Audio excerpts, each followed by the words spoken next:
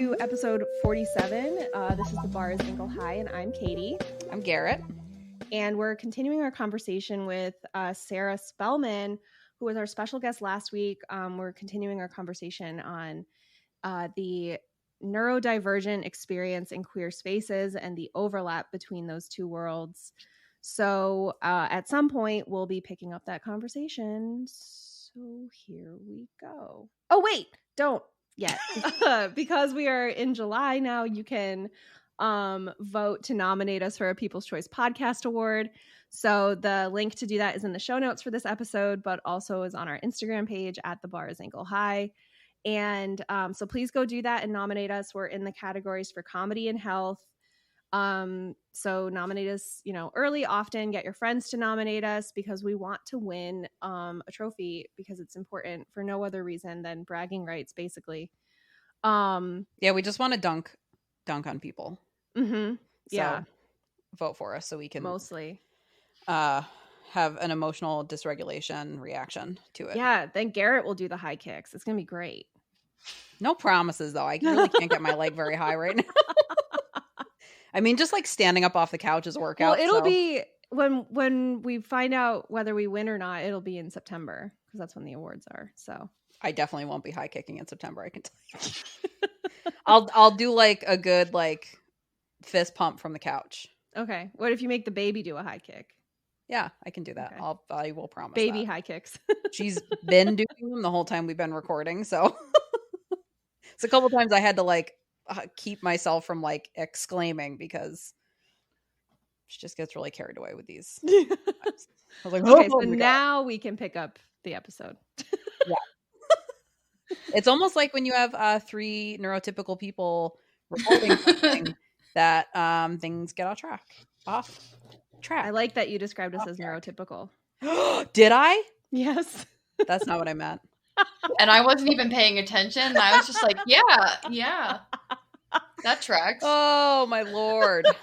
Neuro. If Garrett's saying that it must be true. It's true. Yeah. She's our auditor. So the pregnancy brain is intense. Neurodivergent people. Not anymore. You cured us. Good job. Did I mention that I gave everybody essential oils at the beginning of the episode? All I could think was like, man, middle school boys, even now, I hear middle school boys yelling as a grown adult, and it's like triggering for me. Because all I can think about is, man, that is when I got bullied the worst. I think middle school boys are complete sociopaths. Yes. I am so relieved that we're having a girl because I don't know what I would do dealing with someone I was supposed to love that was a middle school boy. But there is just like something about middle school boys that even now I'm like, motherfuckers. Every time I see them. Yeah. Because they really were just like the meanest. Yeah, just complete shitbags. And then what was even worse is that when they grew up into high school and then just became like 6'4", like complete douchebags. Still smelly. Yeah. Still smelly, still using body axe spray. And like just still can't leave that stuff behind. I wonder if we can make boys start to like develop their personalities in middle school the way like AFAB individuals do.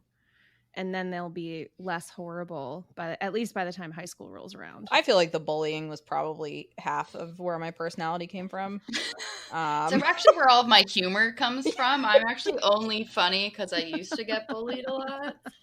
So I've just used getting people to laugh as like a coping mechanism. Yeah. That's definitely one of my greatest coping skills. If I can just turn a room around and just get them laughing, right back on top. It's like little doses of dopamine. The two of us starting a podcast where we just laugh at each other. So, yeah. Yeah. Same. Yeah. Turns out it came from the trauma. And yeah, seriously though, like that's how me and my friends are funny. It's just trauma bonding and laughing about it, basically. Like ADHD, bullying, all those things. Yeah. Mm-hmm. And then so actually like a really interesting word that I came across during my research, it's called NEUROQUEER. It was coined by Dr. Nick Walker, Athena Lynn, Michaels Dillon, and... Is that one person's name? No, it's multiple people. Sorry. It's only one doctor, though. Okay. I'm reading this off a slide that I have on my phone. And sorry. Another person. Like, holy hell, the name just keeps going. There were commas in there, but just very tiny ones. Sorry. And so it was originally developed as a verb, but it's also an adjective and also like an identity that people can relate to on all levels. So basically, neuroqueer as a noun is basically the practicing of subverting or defying neuronormality and heteronormality at the same time. Oh, so it's the overlap in the Venn diagram. It is the over. So one of the symbols that they use is an infinity sign because these things are so intertwined with each other. But then it's also associated with the practice of things that are doing both those things. So like neuroqueer literature, neuroqueer art, et cetera, et cetera. But then also the individual who identifies as basically your existence is defying the normal heteronormative and neurotypical worlds, and you're just here existing. And I've asked a couple of my friends that are like very well versed in like queer research and gender studies and things like that. And did I say the year? Since like 2004, that's 2014 is when that word was basically originally coined. And I feel like the more I explained it to a lot of the people that I was talking to about this episode was like, that totally makes sense. And so it's basically one quote that I have is, queer and trans people are taught to hide and doubt ourselves in 1,000 different ways as we grow up. Neurotypical or not, we all learn the art of masking. And I'm like, that's so true because, people that don't align with their assigned sex at birth, you are essentially masking and you are basically taught all of the same social norms and expectations. But at some point you basically realize like, that's actually not for me. That's not the life I want to live. And that's basically where like self-acceptance grows and stems from, is realizing, oh, I can break these gender norms. I can break these heteronormative expectations that I have. And I feel like it also ties into like the queer timeline versus like the heteronormative timeline. Like most of my friends, like they're married, they're starting their family planning options. There's years ahead of me in so many ways, but it took me a long time to realize my heterosexual friends are on a different timeline than me and my queer friends. While they were, in high school, falling in love with like their high school sweethearts or, dating around looking for that one, I'm living my best life trying to figure out who I am. And queer people spend so much extra time in like teenage years into their 20s, sometimes, even into like their 30s or 40s, depending on where they're at in life, and never making that connection of just like, oh, I don't have to live on this heteronormative timeline. I have to figure myself out. I need to work on myself so I can be the best person I can be in my next relationship. And like, that's just like, to me, like that is just like one of the most irritating part about having ADHD and being queer. It's because like you almost feel like a failure because you're not living up to these heteronormative standards, where like those standards aren't made for me. Those weren't designed for me. I like to say like I'm a cosmic being made up of a whole bunch of stuff that's from outer space, and there's only one person that's like me. And I don't have to follow these guidelines that are basically put into place to enforce these gender roles and heteronormative lifestyles. No offense, Katie. That's fine. But part of the patriarchy. It's Yeah. true though, because I mean, I have a cousin who's he's getting married in P-Town in September to his fiance, but they've been together for like 10 years. And like, I've done this where I was like, okay, but like, when are you guys getting married? And he was like, well, and my cousin was like, well, there's really no like, it's not the same because Yeah. like, we don't have to worry. Like, we just pay a lady to have a kid for us. Like, it doesn't matter. Yeah. And so I was like, okay, well, good point. Like, I guess like there's no reason, and they own property together, but for until what, 2012, when Oberfeld was law, then, you know, like gay marriage wasn't allowed nationwide. So like gay couples were just buying property together as, you know, joint tenants rather than as husband or spouse. Yeah. So it's just always been that way, that you buy the house when you want. Like if the option comes around, then you do it. It's not, whereas like I look at it as, well, it's silly for me to buy a house until before I'm married, because legally, like, of course that's how I'm going to look at it. But like, there's way more to go through if something happens to my partner and we don't own that as tenants by the entirety. Whereas if tenants by the entirety, if they pass, I don't have to worry about probating the house. I don't have to worry about their will and whether the house was included and what they did with it and what they did with their share. And did it pass to me, or did it pass to their family who hates me because they hate that their family member is LGBT. And so there's different, the considerations that have been there for generations for queer people are things that you all kind of just live with. And it's like, well, it's irrelevant.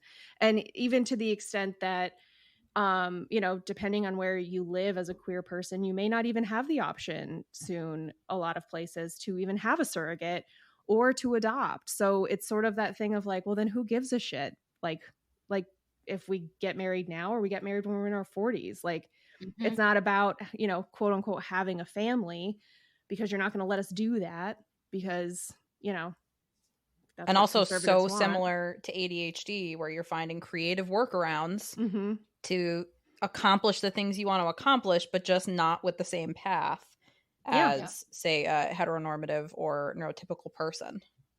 Another instance was that another study had also showed that anxiety and depression were also higher in the LGBT community versus their cisgender and heterosexual counterparts.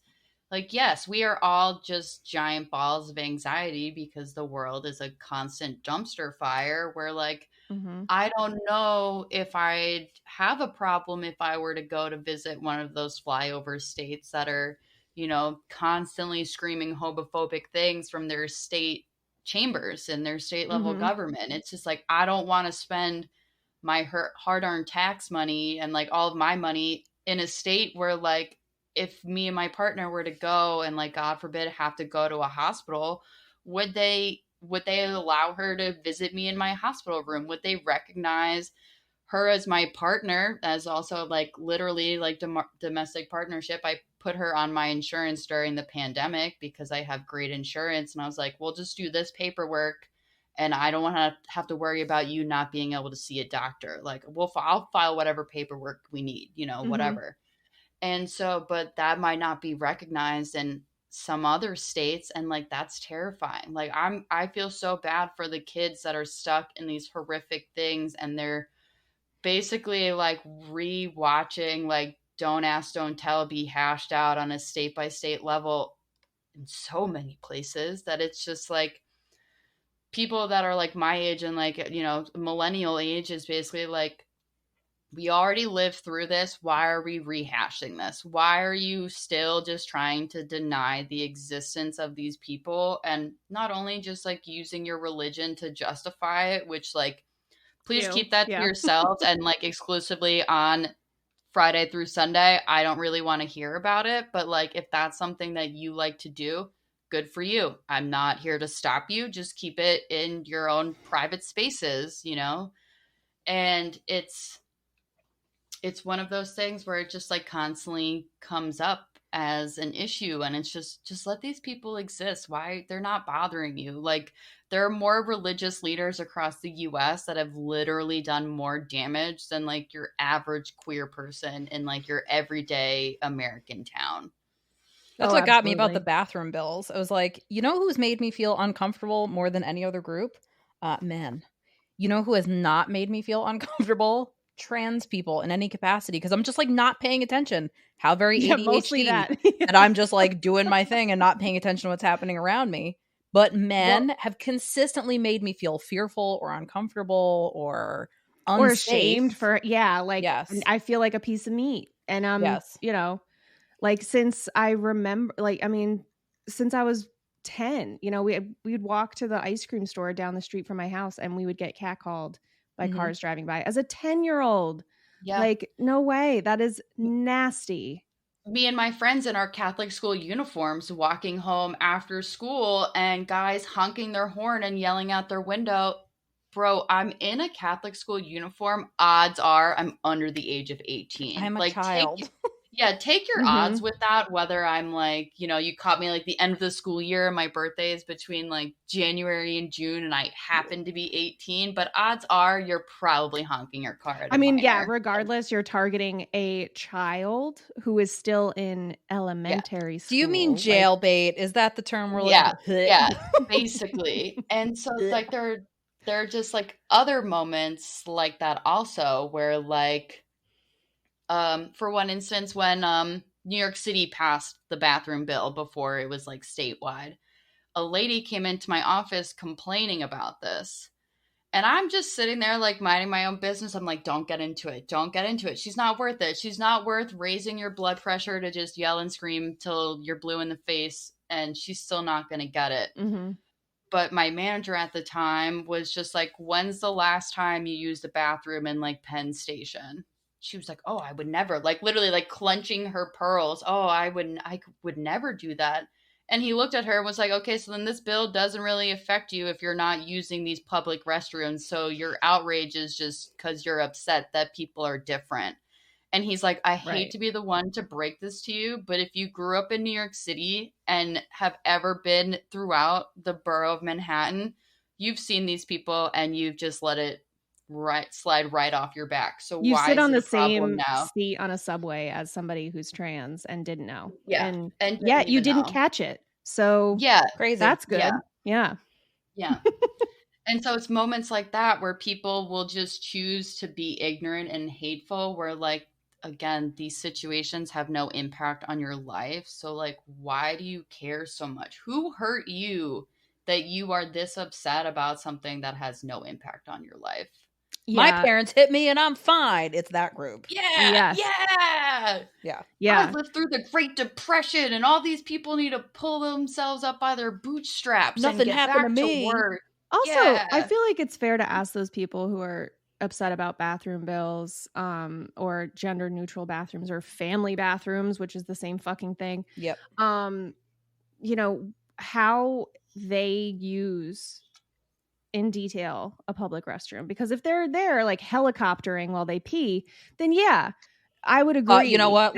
Some people do the things I have seen in public restrooms, but it's the kind of thing where it's like, no person who's upset that a person needs to use the bathroom, you tell me what you do in the bathroom, and then we'll walk back and see whether or not, based on your behavior, you seem like you're afraid that other people are going to be doing that too. Because if you just like, I mean, as a woman, like if I just like dropped trow and like waddled across the floor just leaking pee everywhere, and that's how I used a public restroom because there's a drain in the floor, and your concern was that somebody with different genitals would also be doing that, then okay, I understand why you're concerned. However, let's go back to square one and learn how to use a potty. I love Katie's visuals that she gives. It's just one of my favorite things. So descriptive. Every time. But it's just one of those things where it's like, I don't know the last time you've been in a public restroom, you know, sir or madam, but like there's stalls. Like, and any trans person, I'm sure, would rather go in the stall than use a urinal trough or whatever. Like, nothing more. And it's not like there's any option like that in a women's room. Like, it's just stalls. Just use this fucking stall. It's nobody's business. And if maybe we could just get some bathroom stalls like they have in England, where there isn't the gap, enough room for a toddler to come under the door, then we wouldn't have to worry. Yeah. Our building specifically has like a giant gap around all of the, and if you hang something, the cleaning people will take it down. It's like, I just don't want to make eye contact through this weird gap that doesn't need to be there. Somebody put something in one of the stalls that's like, it's like a seam that you would put on flooring, like between rooms. Yeah. But it's like a rubber thing in one of the handicap accessible stalls because the gap is so big. It's like a solid 1.5 inches. Yeah, it's gigantic. Yeah. So, I mean, if you put your eye up to that, you're going to, look at what you're going to see Katie helicoptering, and nobody wants to see that. I just do a handstand and then I spin around like I'm breakdancing. Like a sprinkler. Yes. Yeah. Yes. Obviously. How else do people use the bathroom? It's the only way to evenly distribute my precious insides. Do you remember those sprinklers when we were kids, and it was like, it had like a stake at the bottom and a flower, and it would fall all over. Yeah. Like that. That's what boys do, right? With their wieners. I guess. Yeah. I don't know. I've never had a wiener. Me neither. But it's one of those things though, also, like, so I definitely dress more on like the masculine side of the spectrum. And so there are definitely times where like we'll be at like a rest stop off like the New York State Highway, right? And literally I'll have like my hair up in my hat, dressed however which way. And the looks that I get from women either coming in and out of the bathroom, the very confused looks, and I'm like, I'm just trying to pee. Like, please just let me get in and out of this bathroom. I hate these bathrooms to begin with. I don't need your uncomfortable stares as I'm walking in or out. Like, I'm wearing a backwards hat. Get over yourself. Since you work for the government, could you make it so that they stop using BO scented cleaner in those restrooms? Because that's the only way I think that they're doing it. They're like wringing out like construction workers' t-shirts at the end of the day and like putting that scent into the bottles.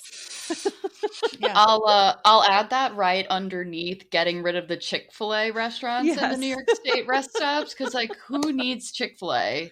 Honestly, they're not even open on Sundays. Like, let's get a store in there that will be open 7 days a week and not provide money to anti-LGBTQ campaigns. Just gonna throw that out there. Right. But, yeah. Or make you pray with them. Yeah. Yeah. All of the above. Have a blessed day. Ew, is that what they say? Don't tell me what to do. No, they don't. Yeah. Well, I mean, that's what I've heard. I've never gone to one, but I've also never gone. I mean, as a vegetarian, there's just really never been a reason to go to Chik-Fil-A. I just think of them as being in the Orlando airport. Like, that was like my first real ever time seeing one in real life. And then I was just like, I'm from New York. We have Popeyes. There's nothing that's in your chicken sandwich that is going to undo my love for Popeyes. Like, no, there's no way. My first experience with a Chik-Fil-A in college, I was dating a guy who was stationed at Fort Bragg in North Carolina. And I went to visit him, and we're driving around with his friends. And one of his friends was like, oh, there's a Chick-fil-A, as you people up north call it. And I like looked at it and I was like, yeah, Chick-fil-A. And the guy I was dating at the time was like, yeah, that's what it's called. And then the friend said something like, it's Chick-fil-A. And I was like, oh my God, the A is a separate word. Like, I did not get it at all. And I was like, filet. Oh my God. Hey, did you guys know that you spelled that wrong? I mean, seriously, let's speak of like a neurodivergent realization. Like, like, oh, this super obvious thing. Like, oh no, missed that. You spelled it like you're uneducated. Oh. And also very Katie to be like, that's not how you would say that. Idiot. Right. Well, I was like, what's Chick-fil-A? And they were like, Yeah, Chick-Fil-A. exactly. That's great, Katie. That's great. Yeah, again, like super confident. You're dumb. As I say, the most unhinged, stupid thing. I stand by it. It's okay. Yeah. We're actually just better than most people, so Yeah. I've no argument here. I'm right on board. Another correlation between gender identity exploration and executive functioning was another thing that I came across in my notes, which is, and I was like, oh, well, I have high executive functioning, so that's not a problem for me. And then I read some of these things and I'm like, oh, yeah. Welcome to the bars ankle high. Yeah, that tracks. So it's basically like impulse control, emotional deregulation, organizing, planning, and prioritizing, and focus. So when I was looking at the stuff that was listed under this, part of it was that for people that are AFAB, you're expected to basically get up, start your day, know how to do a full face of makeup, do your hair, look prim and proper, and live up to that expectations every single day. I was never that person. Even like I could just about get some eyeliner on my face. Like that's about as far as that goes. And it's one of those things where, again, these heteronormative things are just drilled into you from the get-go of like, no, you have to dress and act this certain way. And if you're not meeting those standards, no man is ever going to love you, basically. Like those are the standards that are so like drilled into your head. And it's basically, like one of the quotes that I have is, a young girl is much more likely to be socialized to sit still and be quiet and respectful, while young boys are more likely to be allowed to run around and roughhouse. And in a lot of times that this can lead to a misdiagnosis or just completely overlooked, because girls can't have that because they can't be hyperactive. And young boys never present as inattentive, which I thought that was a pretty hot take, where it's just like, you're right. Like, that's part of the reason why girls don't get diagnosed with ADHD at some points, because they don't check that box of being the hyperactive, right, normal ADHD that they see. But that's mostly just because we only do research on men and ADHD and boys. And it's there was a 2014 study that was on a gender variance in living people with either autism or ADHD. And participants with ADHD were 6.64 times more likely to express a gender variance than their counterparts. Wow. Right? That's significant. Yeah. Mm-hmm. And then there was another study. This one, it only has 20 different people in it. But out of the study sample of 20 cases with gender dysphoria, and they were aged 5 to 17, a lot of them did have ADHD as a diagnosis. That's wild. Wow. And I know, like, I was definitely like a daydreamer kid. And not, I mean, fidgety, but not like really hyperactive as a kid. And there were definitely boys in my class that were diagnosed with ADHD. That's because they were like, you know, ants in their pants, like literally could not sit still and a million miles an hour all the time. Whereas I could literally sit there and just like stare at the wall and daydream for an hour at a shot. Yeah.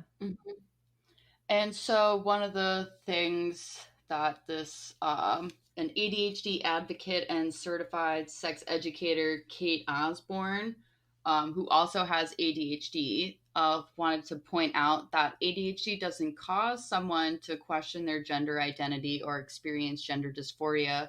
Rather, individuals with neurodivergence are predisposed to reject the rigidity of gender expectations placed on them by society. Huh.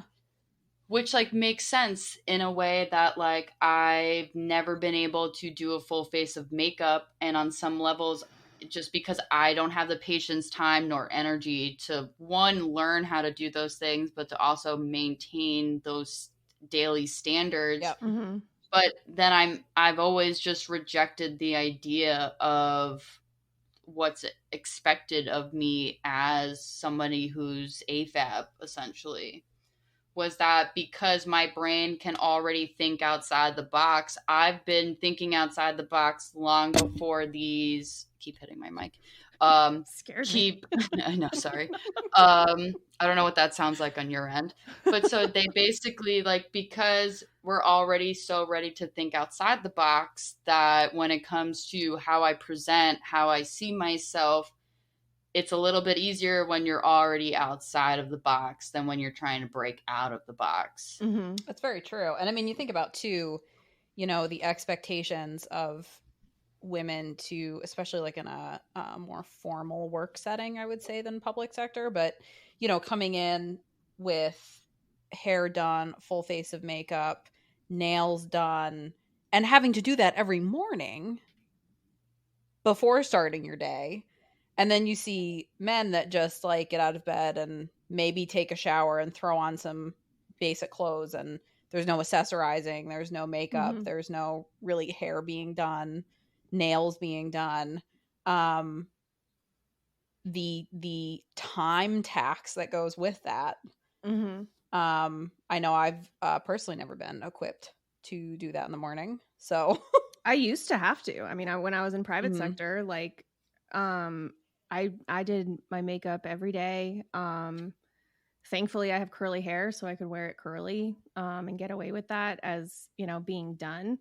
But yeah, no, that really dictated like my personal style. Like I was wearing a ton of dresses because you can just throw on a dress and be done. Like there's Mhm. no pants, shirt, shoes, belt, you know, any of that other shit. I can just do, you know, a dress and then my one black blazer that I wear with everything, which I still do. I have a single blazer that I keep at my desk at work, and I wear, it's navy blue, and I just, when I have court, I know that I wear it. I have one of those at work too. I just have I'm like, a navy one will go with almost all of my outfits. I'll just throw that in the closet at work. Yep. And except when I wear khaki pants with it, I feel like I'm giving museum tours. She also looks like she's giving museum tours, in fairness, when she wears that. Like, I want to hand you a name tag when you have that Yes. on. Yeah. It's very night at the museum for me. Yes. Yes. But yeah, no, it's true. I mean, I definitely used to do that. And I did that when I first started working in the public sector as well. And then I just kind of like stopped because who gives a shit? But Yeah, first of all, no one else is doing especially when I was never going to court. Like, and that was really the reason that I would dress up at, you know, in private sectors, because I was going to court and there was a chance that I'd be called in to go to court to cover for somebody at the last minute. And so there were times where there's only one time that I showed up to work and then got the alert on my Outlook that I had to be in court in 15 minutes. it. And like, again, thank God I was wearing a dress and could like pull that off as court attire, because it's that kind of thing where I was like, you know, it's that you know, as I think as neurodivergent people, we kind of build our wardrobes around like what we know will work for us most of the time. So what works for me is something that is simple and easy to wash, especially like I cannot be bothered with dry cleaning bullshit. Nope. But it takes a long time to figure it out, and more time than it takes for neurotypical people to figure it out, certainly, because they don't have to go through that trial and error bullshit that we do. Oh, I still try to pick out my outfit the night before work, because I'm like, you'll be so less stressed out in the morning if you already know what shirt, pants, belt combo that you're going to have going on. Yeah, it's just one of those things where it's like, again, like working around an already annoying system to just make future me have an easier life. I can't possibly existence. I can't possibly predict what future me will want to wear. every time I've tried that, it has changed in the morning. So it's been like useless. Oh, but the only real difference is like, what's the button-up shirt made out of? Like, am I going just regular polo, or am I going to do like a full button? Am I just going to be like 2 buttons deep for part of my day, you know, or like just never going, you know, maybe if I get 8 hours of sleep, maybe that's when I can achieve that as a. Yeah, have you tried just going to bed earlier and not having your phone doesn't with work. me in bed? What about getting a planner? Have you considered getting a planner? Like that might fix. They have apps for that now everything. too, don't you know? You know, you could just set a reminder on your phone. Thanks, never thought of that. Yeah, you know what else I can do? I can turn off that reminder. So Can and will. joke's on you. Most of those things actually have a snooze button, so Yeah. we'll see. Yeah. Yeah. You don't know what I'm capable of. No, I do survive in neutrals. And no sooner did I build a ADHD proof wardrobe, now none of those items fit. So I'm living out of laundry baskets again. I finally got everything fixed. I was like, no more laundry baskets for me. I am back exclusively in laundry baskets and only buy black maternity clothes. So I cannot decipher what item I'm looking at any given time. Anyway, That's gotta be a fun Helpful. guessing game. it's, mornings are You a should little stressful. you should just write on like the tags of them. If any of them have tags, that way if you Yeah. see a tag first, you could just be like, "Oh, shirt." I should just organize them. That would also be No. That you're. I mean, you've The only bar's got only like ankle high. yeah, you've got 6 more weeks of work. Why do all that now? Yeah, that's It's true. not gonna matter if you're just That's true. free balling it. In a couple weeks, not so. worth it. You could just wear a dress where your tits come out, and then you walk into a wall like Katie, at work on Friday, I do. Thursday. I'm in the hallway having a conversation on the phone. She gets off the elevator. I was like, oh, hey. She's like, hey, look, this is the dress I was telling you about that's going to be really good for nursing. And pulls the top part of the dress up because it's just like full access. And she had a tank top underneath, but it's like directly in front of the security camera. So the security camera is like, which I watching didn't me notice and or realize. watch her flash me. We both start laughing. She turns around and walks right into a doorway. Like just Like the frame of the door. I Yes. smashed Well, my I face actually- into. yes. I smashed my whole shoulder into a door frame at work because I took the corner a little too tight and my coworker was like, "Yeah, are you okay?" And I was like, "Yeah, I'm fine. I just the door frame was in my way. I'm fine, you know." Like This doorway that I walk through Through 1,000 every times day, a day. yeah. Yes. yeah, I clearly Yeah. moved between the last Uh-huh. time I walked through here. Yep. It's rude.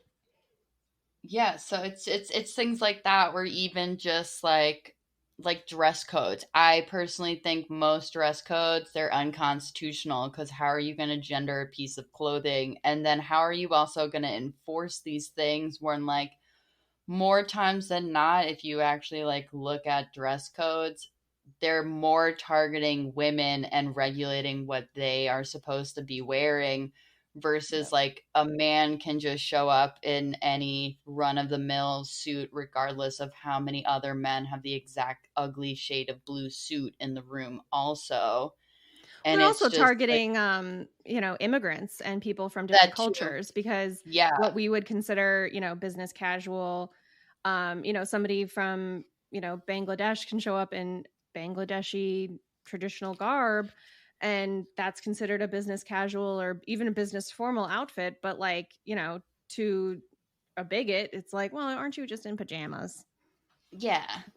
So Did you it's really have to wear that? And they're really Right. just mad because are you somebody just else is shoving more your culture comfortable. down my throat? Yeah. yeah. Yeah. Be like- mad you because want- you have a waistband. Right. Uh, exactly. I'm sorry, you want me to be inclusive to everybody? You're asking for too much now. Like, maybe if you just toned it down a little bit, it Mhm. would be easier. Right. Yeah. Yeah.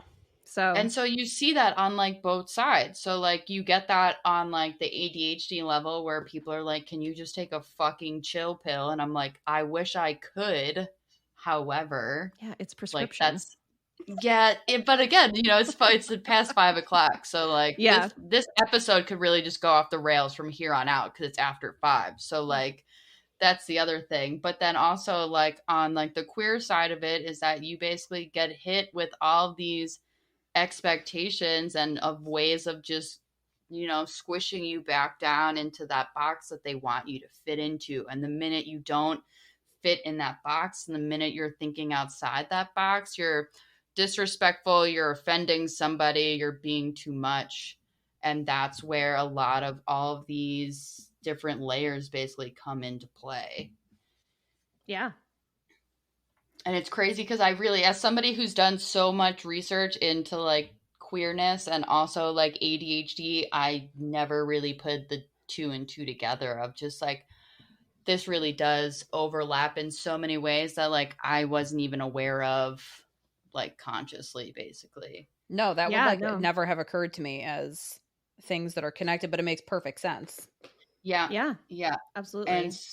And then there are also an estimated 1.2 million people in America who identify as non-binary, gender non-conforming, and yet there's no research that includes them in ADHD.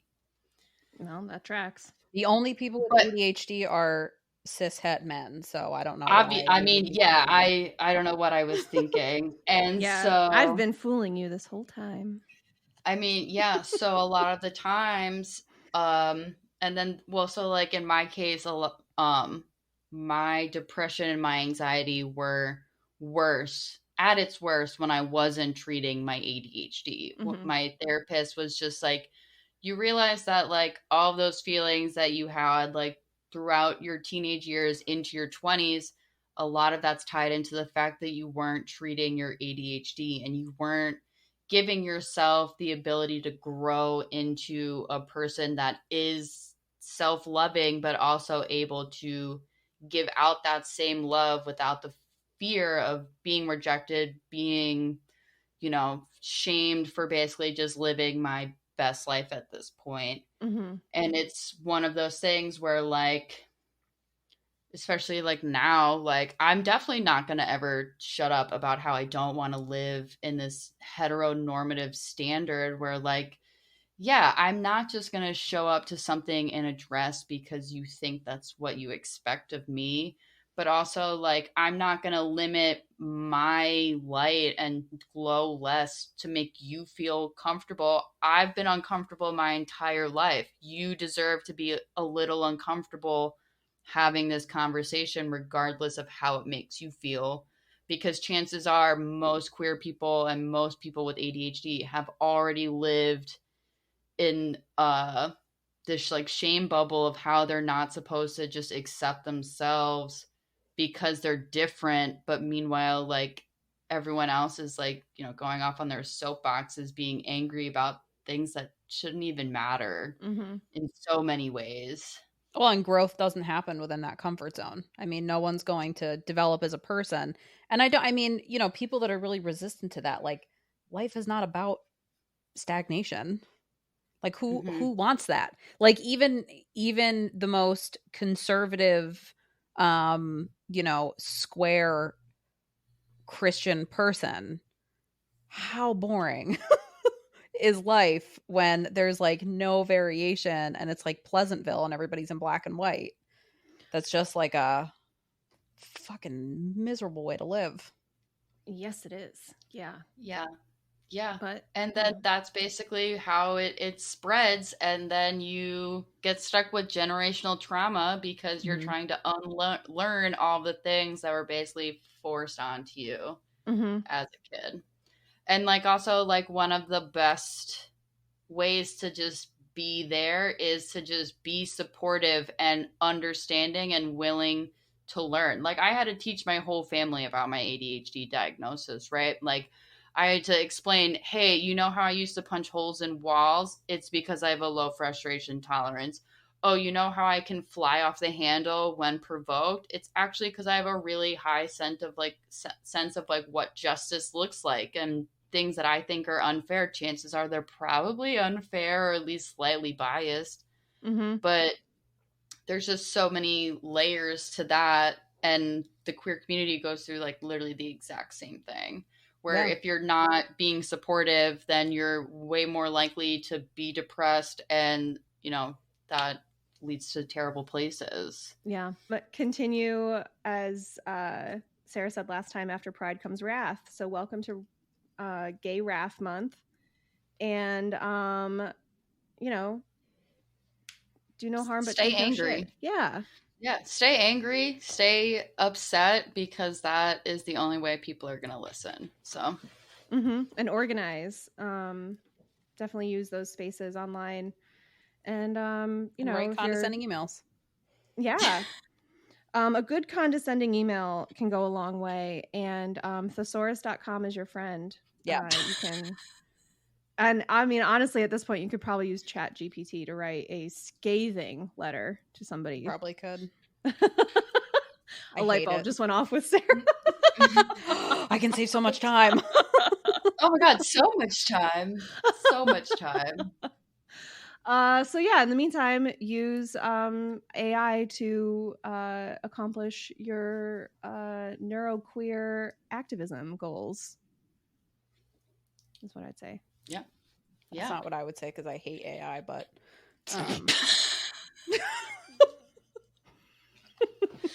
you're is it Dwight saying that the computer's trying to kill us when he drives in, or no, when Michael drives into the lake and says that computers are trying to kill us? That's you. Maybe.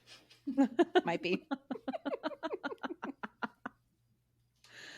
Yeah, because the bar's ankle high. Bye. Bye.